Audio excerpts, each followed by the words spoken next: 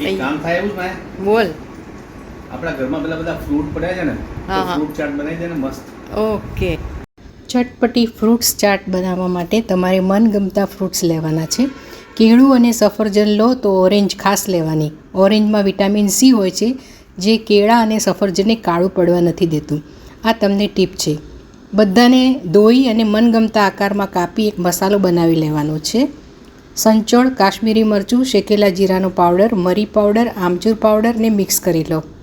તળેલા કાજુ, બદામ, સિંગદાણા, અખરોટ, સૂકી દ્રાક્ષ, ખજૂર, ખારેક, તમે મેલન સીડ્સ પણ લઈ શકો છો. કોથમીર, ફુદીનાના પાન ને સિંગદાણાનો ભૂકો ઉમેરી ઉપરથી તૈયાર કરેલો મસાલો ઉમેરી મિક્સ કરી લઈએ છીએ.